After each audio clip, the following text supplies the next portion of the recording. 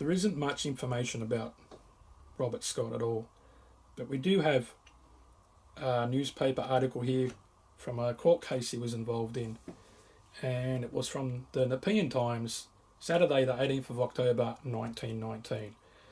The headline is "An Unpoetical Tennyson and Scott Not of the Waverley Novels," and it reads, "Bordering on the tea hour, at the tail end of Tuesday's police court, the PM, Mr. T.B. Clegg, gave about 10 minutes to a cross-summons case from Springwood.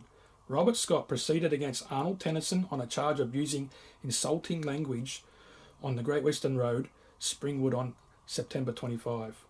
The words used were, 'You dirty lousy Cape Town thief, you Katoomba thief.' Tennyson retorted with a charge of assault at the same time and place. Both the parties pleaded not guilty, and Mr. D. MacDonald appeared for Scott. Robert Scott said, 'I live at Springwood. Tennyson I have known for about 6 years. He lived with me at one time at Katoomba. With them we parted company. On the 25th of last month he was on the road, lying down. I came along and he jumped up and said, 'Scotty, I want to talk to you.' He then made use of the words in the summons. I did not assault him. He sold the dog onto me and I slung a stick at the dog. I was about 5 yards from Tennyson at the time. Mr. Hilton Hall, who was just minding his own business, was on a cart in the middle of the road when this happened. And Robert Scott said, 'I fell out with Tennyson because he recently wanted to live with me and I didn't want him to. He was drunk on the 25th. So he's laying on the side of the road, Tennyson, and he'd had a few drinks and he wanted to speak with Robert Scott, and it wasn't a good time to talk to poor Robert Scott when you're drunk and you're sleeping it off on the side of the road. So he didn't want anything to do with Tennyson because he was drunk. And Robert Scott says, 'I'm an old soldier. I was in the Royal Engineers in South Africa.' So it could have been he was in the Boer War in the late 1800s. So sometime after he took the summons, Tennyson wanted to speak to me and I refused. Then he issued a summons against me for assault. Hilton Hall disposed, 'I know both parties. On the 25th of last month I was driving my 2 horses. I saw Scott throw a stone and a stick at a dog. I think one struck Tennyson. I heard Tennyson call him a Cape Town thief and a Katoomba thief.' So Tennyson saying that it was said to him, but he's actually been called out with an eyewitness hearing him say that, which was Hilton Hall. And then Hilton Hall said, 'I drove home then.' So he didn't want nothing to do with it. He just heard him having a bit of a shouting and some things getting thrown, and he just got out of there. Didn't want to take any part in it. Nothing to do with him. It was none of his business. Anyway, Scott, he says, 'Scott is a decent fellow. I don't know Tennyson. On this occasion, I don't think he was too far as soberness is concerned.' So even he could tell he was drunk. He probably could smell him. He just the way he was rambling on and probably getting up and stumbling. And Tennyson then went into the box and seemed bent on making his evidence a strict secret between himself and the deposition clerk. However, our reporter was able to do a little bit of eavesdropping and gathered that Tennyson contested that on the occasion in question, Scott hit him with a stone. That was the assault of which he complained. Scott hit him twice, each time on the back. He did not call Scott the names alleged. Sergeant Tompkins, so there's a sergeant there, he said that when the summons came from Tennyson, the latter said, 'That is the language he used to me.' So Tennyson's actually saying, he swore at me. I didn't swear at him. But you got to remember the guy over here, which was Mr. Hilton Hall, said to the judge, 'I heard Tennyson say that.' So the judge is kind of like not liking this. Anyway, Tennyson did not say anything about the assault, the sergeant said. He says, 'Scott was a very decent man. He did not know much about the other man,' which is Tennyson. So the judge, within that 10 minutes, quickly wanted to end the day and said, 'Tennyson, you're fined 20 shillings, professional costs of £1, 1 shillings, and witness expenses for the Hilton Hall is 10 shillings, and the court costs is 7 shillings. And in default, 7 days hard labour.' So he wasn't mucking around, the old judge.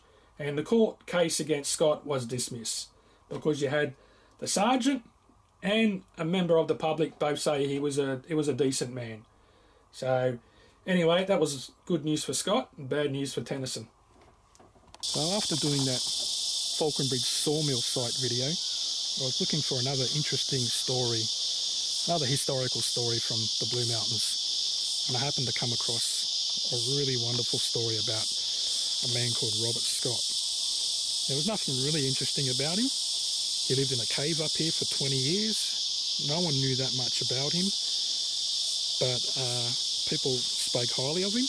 They said he was a decent man, and he was a gardener and a labourer, and pretty much did any job that come across his way, because when you live in a cave, you'll take any job. So it must have been pretty tough, because you live in a cave up in the mountains, it does get really cold, so he must have had a fire going and had a lot of blankets and warm clothes. But the interesting thing, and the reason why people remember him, was he had a dog called Paddy, and no one knows how long he had Paddy or how old Paddy was, but Paddy was a small dog, like a fox terrier, and unfortunately for Paddy, in 1917 he got bit by a snake, probably protecting his owner and his best mate Robert, and he passed away in 1917. So most probably a brown snake,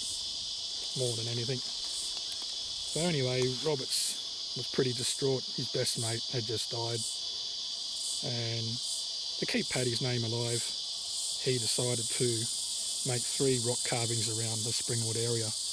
And the first one is not far from here. It's just over there. We're going to go see that one shortly. And then there's 2 more, and one of them's near the cave where Paddy and Robert lived. And hopefully we can find that, because there's not much information about it at all. So I've been studying the story for a couple of days now, and I think I know the area. So anyway, we'll go and check out this rock carving, and we'll see what it says. The first one's pretty easy to find. It's right on the trail here, on the Sassafras Gully Trail. It's a couple of 100 metres from the end of the Sassafras Gully Road, and you come down the trail, pretty much the first descent, and it's right here on the rock, and it says, "In memory of my dog Paddy, killed a true pal here." So it says up the top, "In memory of my dog Paddy, killed a true pal here." So yeah, that's the first carving that I found today for the that Robert did to remind everyone about his dog Paddy. He must have been a really good dog to Robert to carve these into the stones around here, or the big boulders.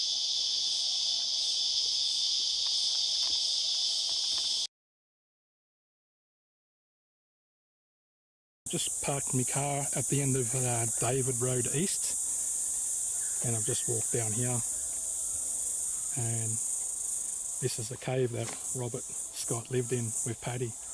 It's actually got more room in it than what the pictures that I saw online. It looked like it was really, like there wasn't much room, that was really low, so it virtually just laid down and that's it. That's what I thought, but you come up here, this is the cave. So this is where Robert Scott and Paddy live, and you can see how black it is under there. Like I said before, he must have had a lot of fires, and he did. So that's the cave that they lived in for 20, or he lived in for 20 years. Paddy probably a few years until he died by getting bit by the snake.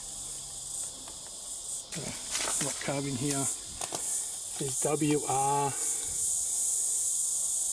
not sure, I'm not sure how old it is. So this is his cave. That, yeah, you could sit up in there. Not sure if there's any other carvings around there. It's quite easy to find actually. Not many people would know that someone lived in here for 20 years. No, I wouldn't.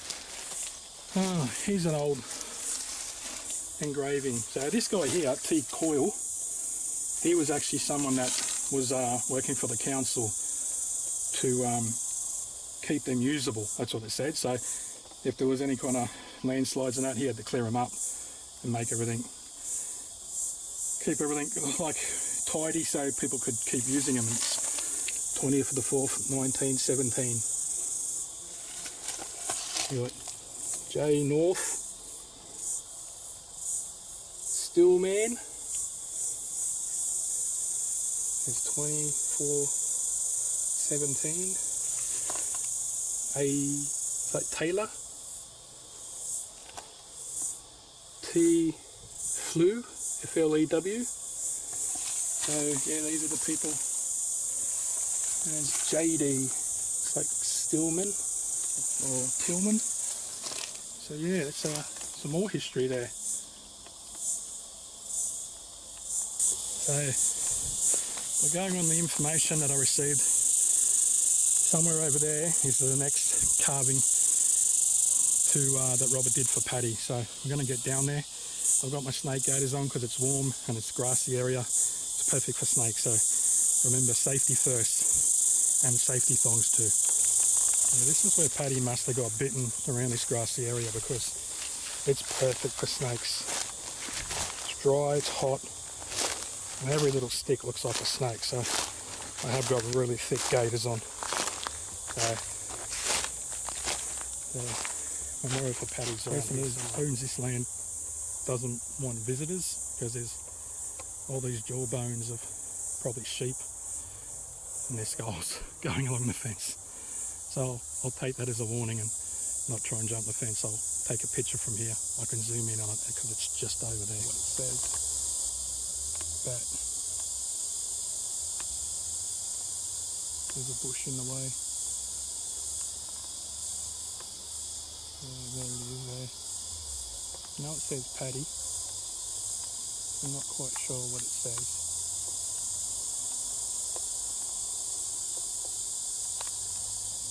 But that's the second memorial. I thought I'd it wouldn't be easy to get the cave in this one, but I actually found it quite easily. It's a pity I can't get right up to it. See if I can get a better angle and get a photo of it. So that's the second rock carving Robert did for Paddy.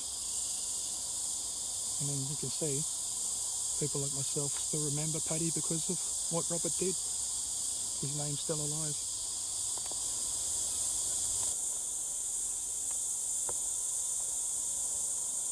It's actually a carving of a dog. You can see a carving there of Paddy. And then there's something written there. It says something about Paddy, probably the date he died.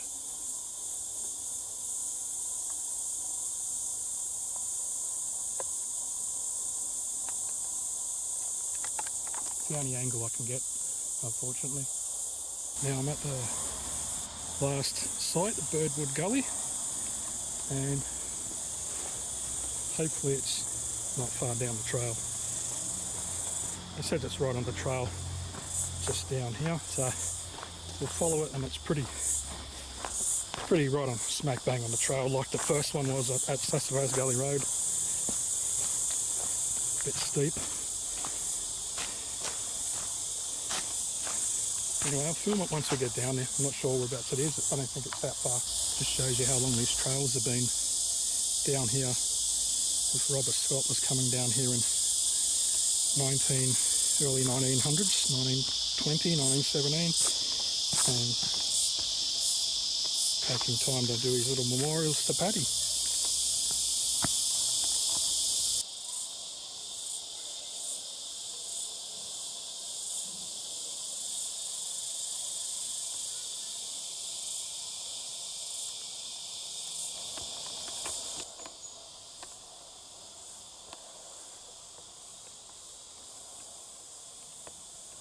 I've walked about 1 kilometre along this trail and haven't found it. And I'm puffing a bit because it's a bit warm. So I've got a photo of it, and I'm just going to backtrack, and I think it's not that far. I think I've gone past it. We'll just check out this big overhang here. It's massive, absolutely massive.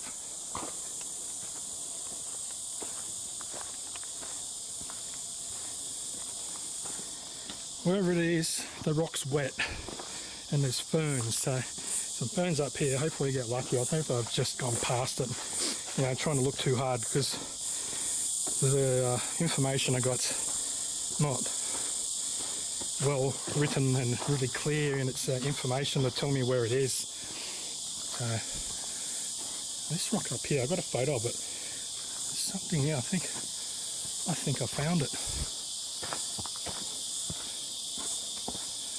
So we're right on the trail. It's probably 100 metres to the start of the trail off Boland Avenue.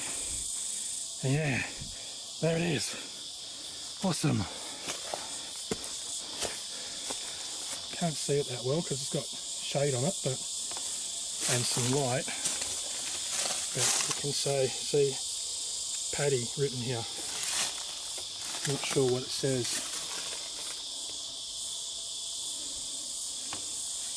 But that's it, and it's got like a little house, like a little roof on it.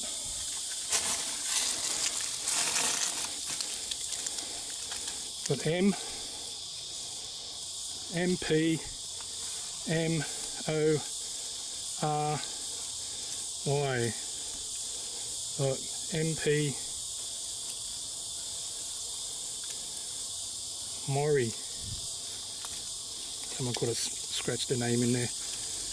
It's got Paddy, and you can see a line going up here, like a little house, that goes up here, and that goes down here, like a little house. And it's got RS, Robert Scott.